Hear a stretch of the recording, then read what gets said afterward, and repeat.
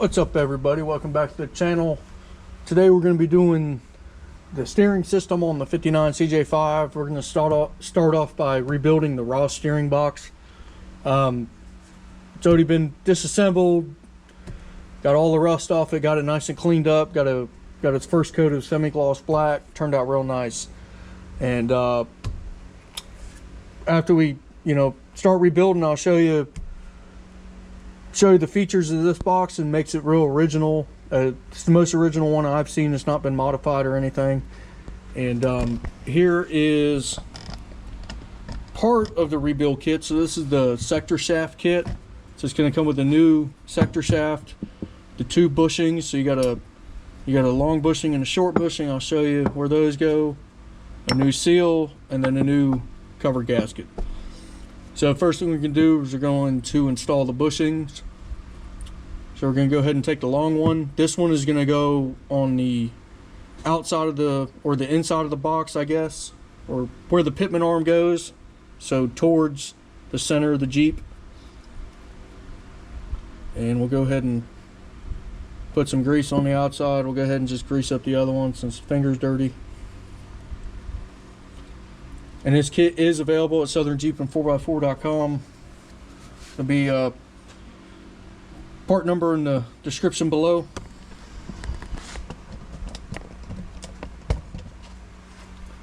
We're just going to get it set in there. And these don't have to be reamed or anything like that. They're ready to go. And I'm just going to use a seal driver kit, a little one.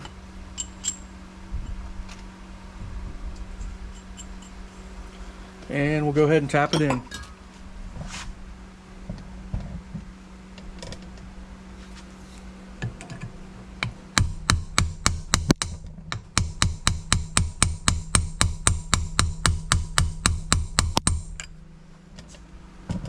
Getting a little close there.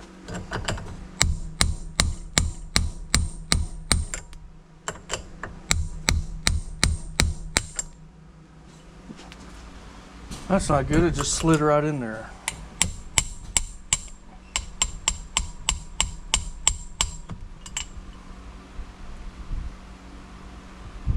Alright, it shouldn't spin. These are a little bit different than the originals. The original had a split in them for expansion. Make a little bit tighter fit. So since we got it on this side, we'll go ahead and install the seal. It's got a little bit of overspray on it, no big deal.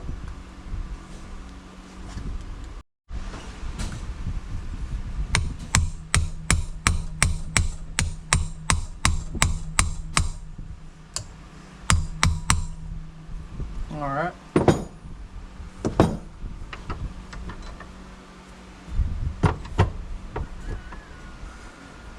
All right, so let me move it in a little bit. So this is the first one I've seen with the intact horn tube. So the horn wire will go through this tube and out the bottom. And with this tube here, that keeps the oil from leaking out of the bottom, because this takes gear oil, not grease, like you'll see on a lot of these. A lot of times this plug, I got the little 1/8 inch pipe plug, but a lot of times the plug's missing and somebody put a grease fitting in there, and people automatically assume you put grease in there, and that's not correct. You got to put gear oil in it. So yeah, these bushings are just sliding right in there. We might have to try to stake them. Alright, so I'm going to try to... So there is a little split in the bushing. I went ahead and staked it here and here. So now the bushing's nice and tight in there. I'm going to go ahead and just flip around and do the other side, and then we'll go ahead and install the sector shaft. Alright, so we're going to go ahead and install the box. I got the sector shaft in. It's pulled out. As you can see, you'll see why here in just a second. So the steering box is going to go like this. this angle, and then you got your 3 7/16 bolts, and it's going to get a flat washer and a lock washer.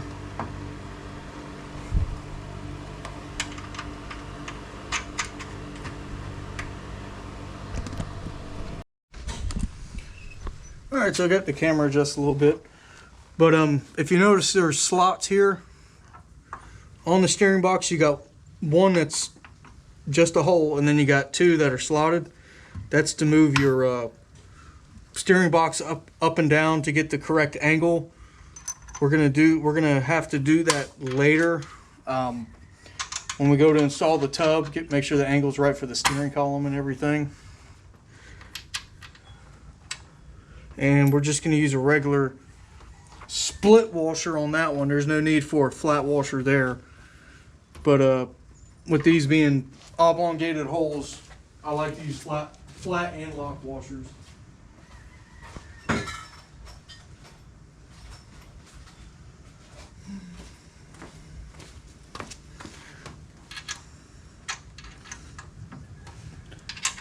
And the bolts are long enough, it's just got to be drawn in a little bit.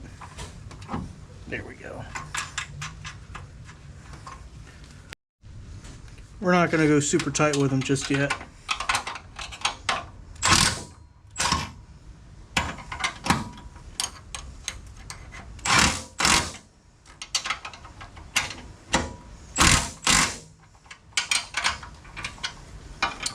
Alright, that's tight enough for now. So I'm going to go ahead and switch the camera over and show you the next step. Alright, so now we're going to get the worm gear situated. So the worm gear is going to have 2 bearing races, one on the bottom, one on the top up here, and it's going to be a bunch of individual ball bearings stacked in. So we'll go ahead and do that now. Alright, we're going to install the race. I'm using some transmission assembly lube. It's real sticky. Works a lot better than grease would. Let's go ahead and pack that up and then pack in the worm shaft. Alright, so this race is going to go inwards like this, and then your out race is going to go like this, and we're going to have to assemble that while it's in the steering box. So let me get this camera set back up. Alright, so we're going to go ahead and get our ball bearings put around it. If there was a better way to do this, or you know, a solid bearing to use that I knew about, I'd let y'all know, because this isn't the most fun operation.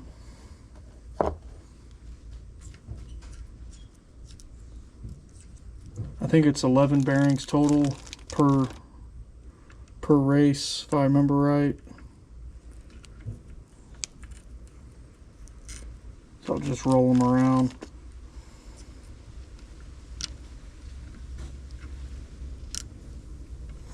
Move the camera so you can see a little bit better. There we go.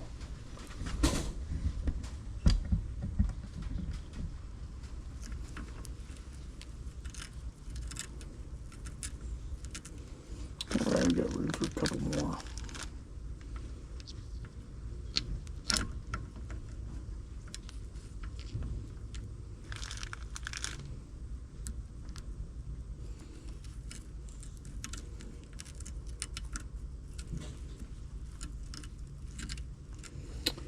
Alright, cool. So that's all of them. So now it's going to be, this damn camera will sit still. Now it's going to be secured by a snap ring. The original, we got room for one more, hold on. Let's see if it'll fit, there we go. Alright.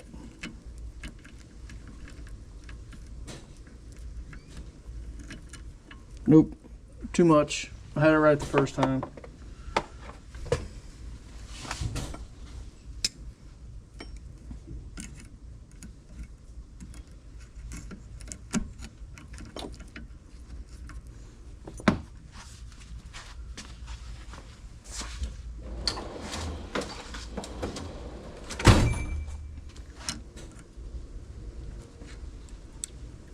There we go. Oh. Alright. So now we got a snap ring. This is a substitute snap ring. The original flew off in the orbit on me. But this will work just the same. And the original was probably stretched out anyway.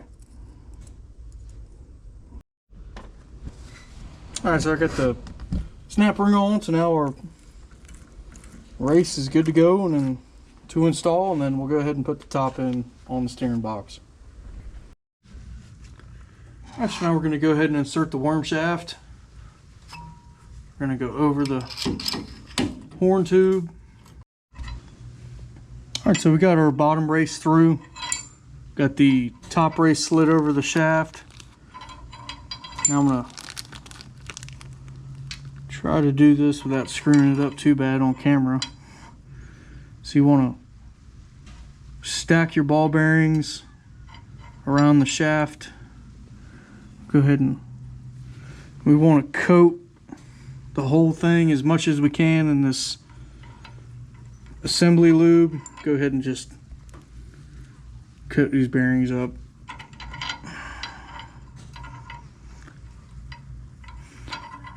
And if you don't have this transmission assembly lube, I highly recommend it. I'll show it to you here in a little bit. But it's really the only thing to use when you're doing the transmission and transfer case, with how tacky it is, with all the little needle bearings and stuff that need to be packed. This is pretty easy compared to those. Those can be real tricky. Alright, so we got them all in there finally. Go ahead and slide the worm gear down there. And then we're just going to take this race and drive it in a little bit.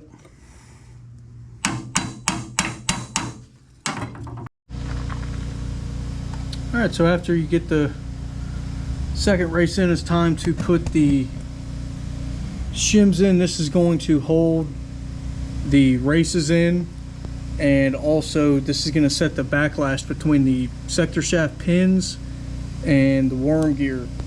So we're going to go ahead and put our bearing retainer on like so, and then we're going to put the bolts in, and then we'll do a quick check just by eyeballing it with the shims. It looks a little loose.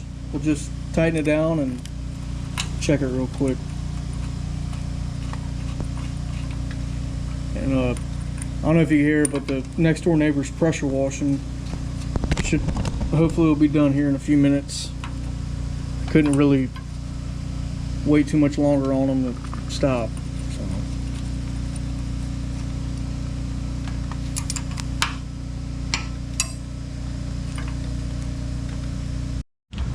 Alright, so I got it all tight, and you're going to just check it, see if it goes up and down, which it doesn't, so we're good. Now I'll just do a quick before we put the cover on, I'll do a demonstration on how it works. So you just see the worm gear rotates the two pins on the sector shaft, and then bottoms out.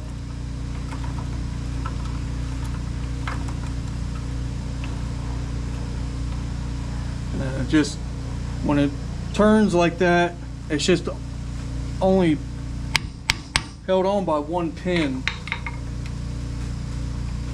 And then when it comes down, there the second pin engages. So when we put the cover on, we're gonna adjust there's basically a screw that puts pressure on the center point to keep it pressed against the worm gear. And we'll set that. That's another adjustment as well. So we are going to adjust that when it's off center. So we'll probably just do just off lockup here and adjust the cover accordingly. Just go pretty much back and forth this way, and then we'll bring it to neutral, bring it to the straight position, and then we'll try it the other way. just off lockup and see if we got a consistent feel. So there's no set like you know, resistance or anything like that for a torque wrench or spring gauge, nothing like that. It's all kind of by feel, and it's real important to, you know, at least twice a year or so, depending how much you drive the Jeep, is just check it. You know, if you start feeling your steering getting looser, you know, obviously check your tie rods first, or your drag link adjustment, and all that stuff, and then check your box. But that's a reason they kind of went away from this system. It's pretty, there's a lot of moving parts, and if these pins wear out, or if this worm gear, anything happens to this worm gear, you know, it's going to be a bad day. You're not going to have any steering. Alright, so before I put the cover on, I put the Pitman arm on. I just wanted to put it on, you know, so we verified we're here in the middle. Got the gasket and some sealer on there.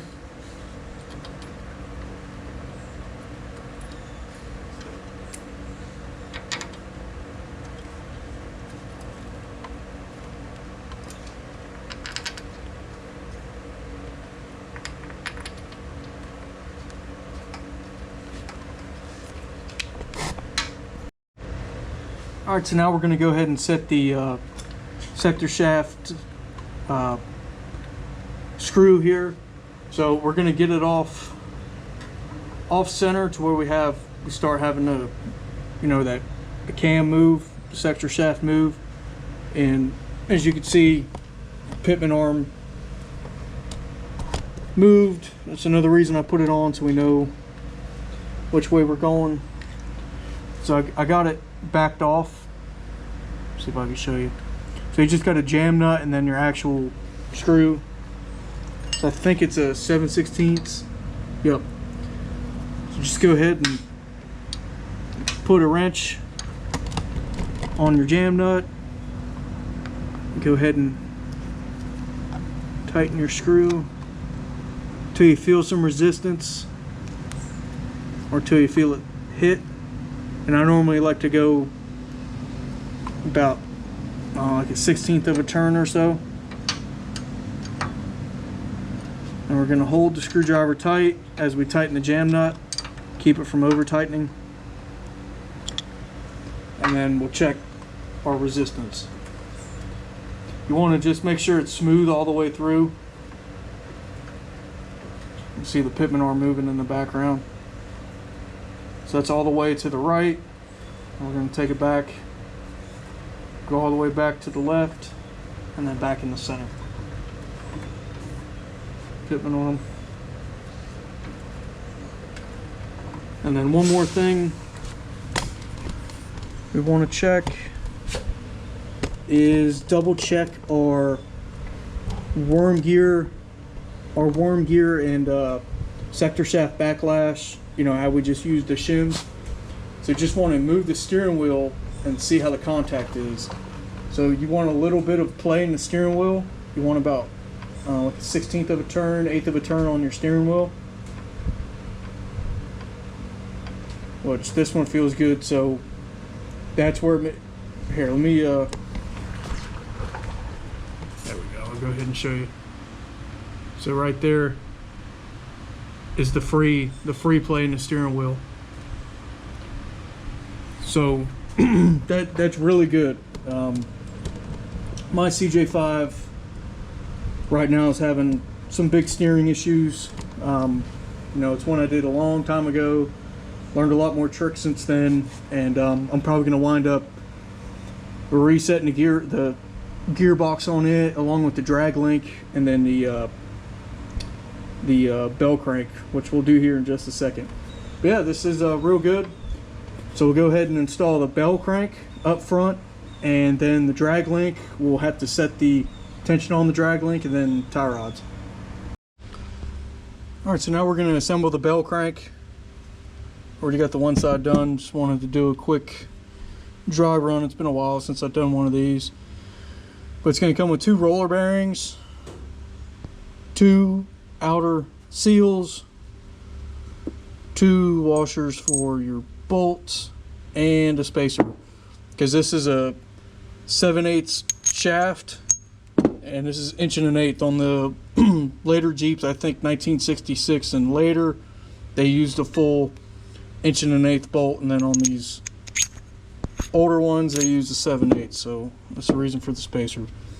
All right, so just pre-grease your bearings, and then as you can see, there's the hole for Zerk fitting. Got a brand new Zerk fitting on here. There's your hole, and then you're just gonna tap in the bearing.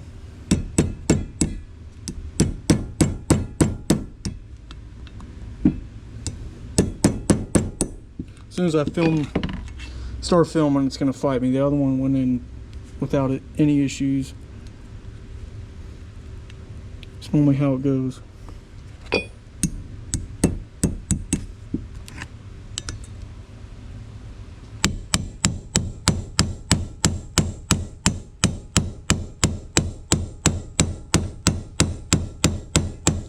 And you're going to install it slightly recessed, about the thickness of your little rubber seal here, or it's more like a plastic, but that's just gonna push that in with your fingers. All this is a grease retention seal, is all it really does.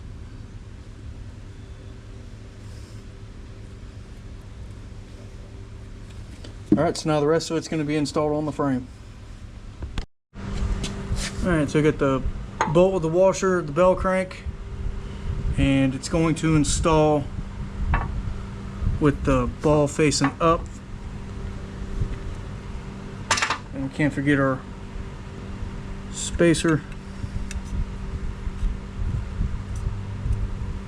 Alright.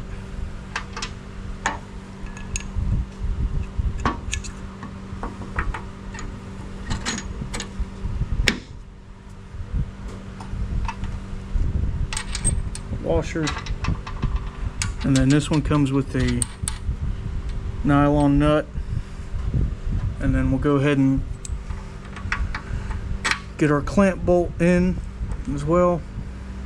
So after we tighten down the bell crank, we'll go ahead and run this clamp in. Alright, so it's going to be a 1 inch and a 15/16.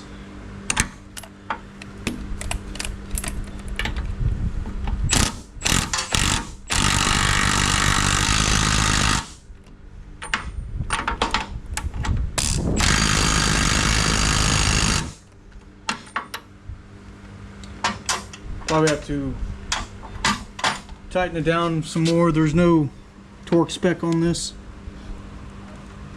Yeah, we're gonna have to tighten it down some more. Alright, gotta tighten down some more. We're gonna go ahead and draw up the clamp.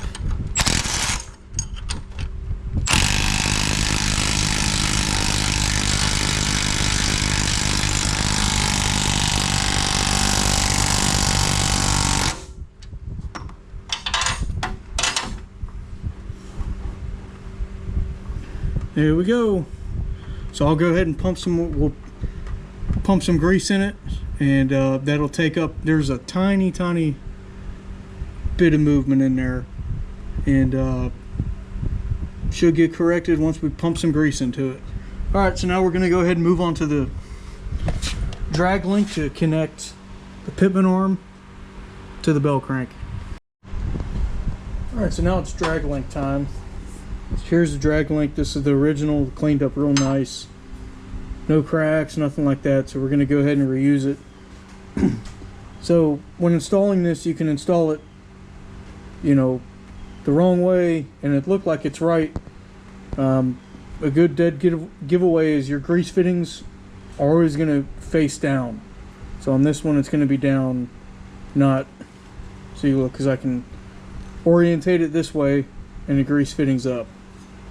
So it's always a good giveaway.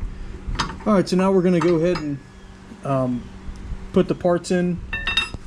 So here's some of the parts for the draglink rebuild kit. So you got your 2 plugs, you got a shallow plug and a deep plug, and you have a couple plates and springs.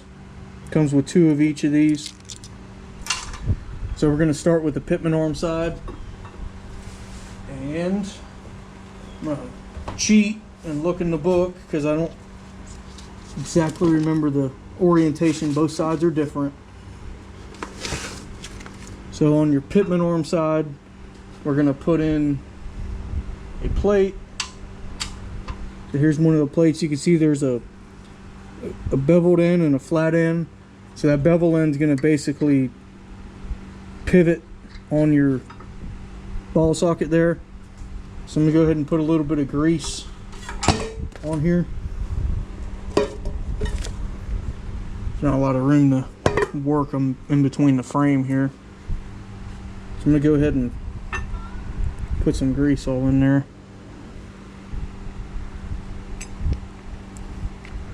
Alright. There's holes in all this for when you do grease it. You know, it goes and gets everywhere.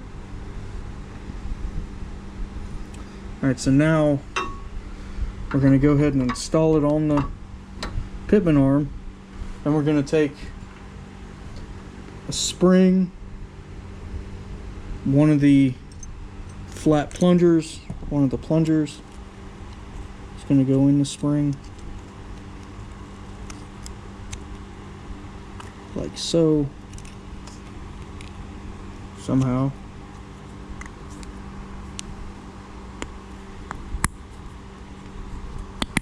There we go. Alright, you can see that.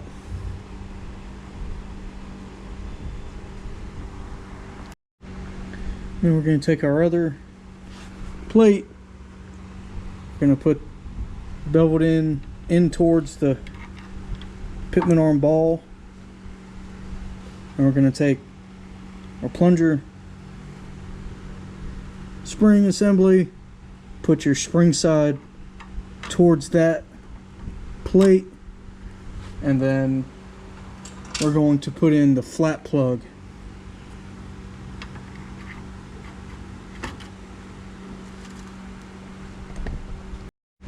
Alright, and before we tighten up, now we're going to go ahead and put on this dust shield.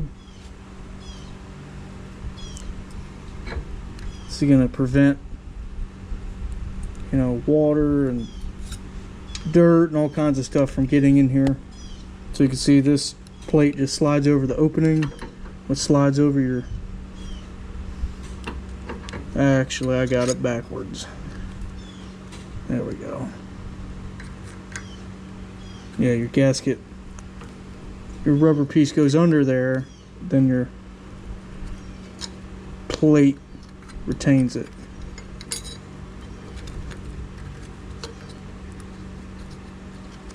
There we go. Much better. Alright, so now just tighten up the plug.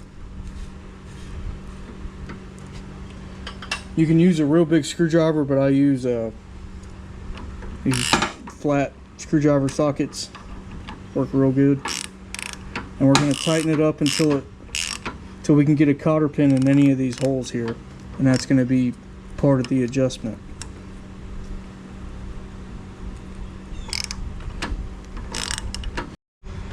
Alright, the front's going to be sort of the same process. So you're going to take your spring, and then the plug piece, and then your beveled piece, and that's going to go straight in to the back of the drag link.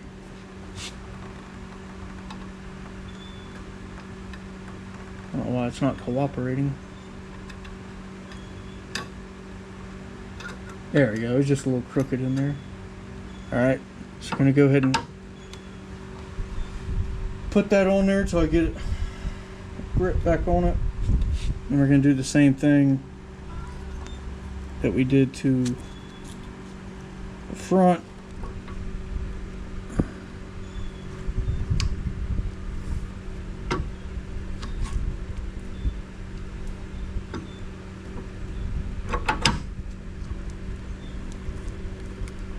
not really wanting to grip good. We'll go ahead and I'll go ahead and press that down more at a later time.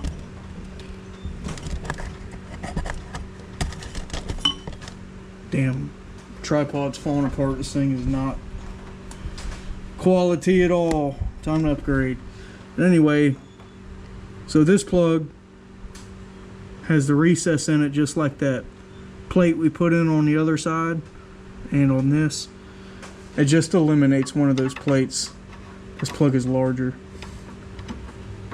Alright, so I'll go ahead and tighten it down and then I'll show you the adjustment.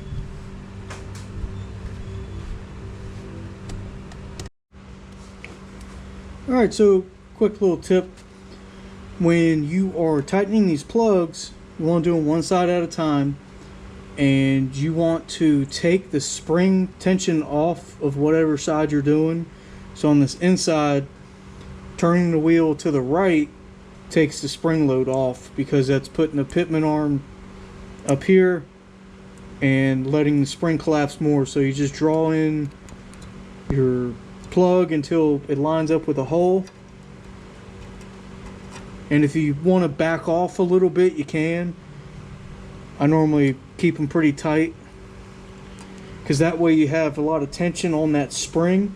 So when you're making a turn, you know, when you have your wheel turned and you let go, that'll make the steering wheel retract back to where it's supposed to be. You don't have to turn it with your arm and then, you know, to recenter. It'll recenter itself, you know, pending on the alignment and everything like that. But that's why I like a little bit of spring load on there.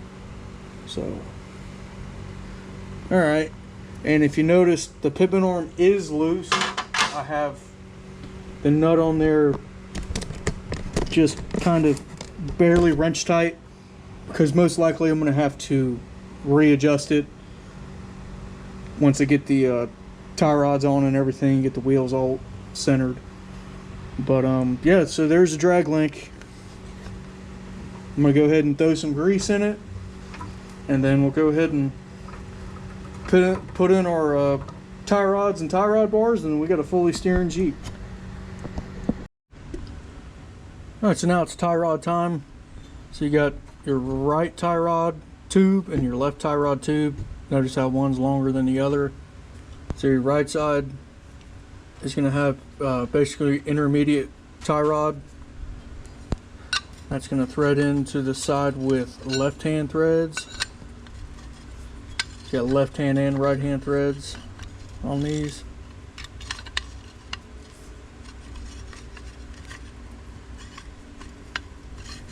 There we go. And before we get the other side, we're going to go ahead and put our hold down clamps on. Don't want to forget those. I never seized or anti-seized the threads of the tie rods. So it's going to get two, one on each side. And then we're going to put in a right hand thread on the other side. This looks like this one.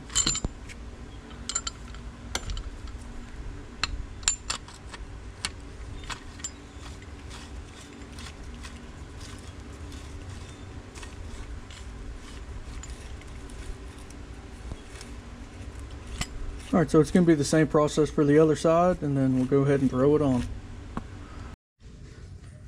Alright, so we're going to start with the right side tie rod.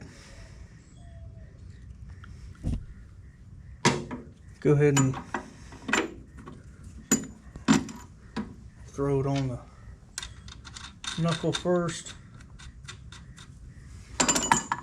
Can't wait to get this thing outside and get another coat of paint on it, or more paint I should say.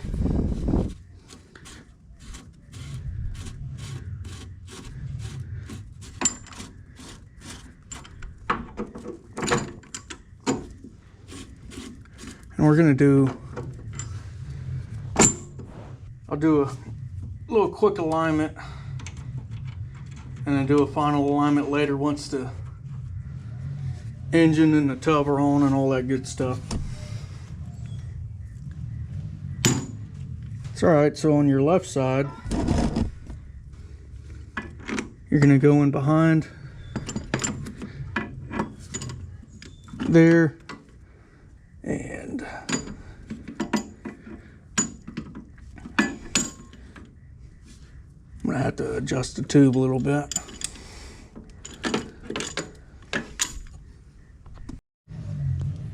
All right,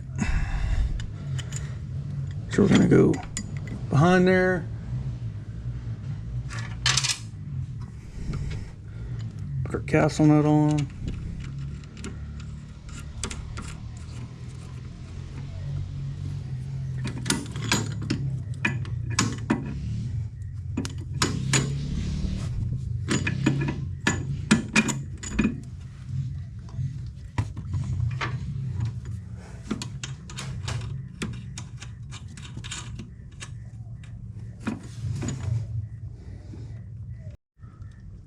All right, so I'm going to show you real quick how to adjust it.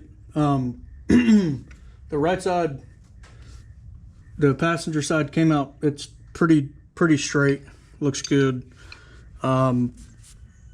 This one, it's got a lot of outside toe on it, so I got it pretty much all the way by hand, and it's just wanting to be kind of a pain here on this inner tie rod here. So I'm just going to go ahead and put a rag on the tie rod. I don't want to scratch up the paint too bad. All right, the rag wasn't working, but here you can see, so it draws both tie rod ends in, because you got your left and right hand threads.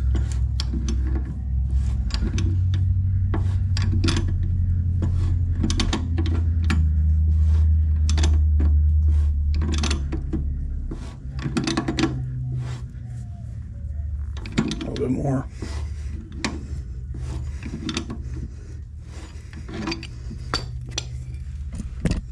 All right, probably one more. All right, I'm happy with that. It's going to get adjusted again once we put weight on there, do a final alignment on it. All right, I'm going to go ahead and grab the bolts and we'll install our clamps. All right, so the last thing we got is the steering column tube. Here's the new column bearing. You just drive the old one out, and then it's going to go in this way. It's going to go in just like that. Just tap it in until it stops, and then we'll install it on the worm gear shaft. All right, so here's what it looks like. Don't forget your clamp down there to really tighten things up. We've got the original steering wheel. Also, don't forget the spring on there.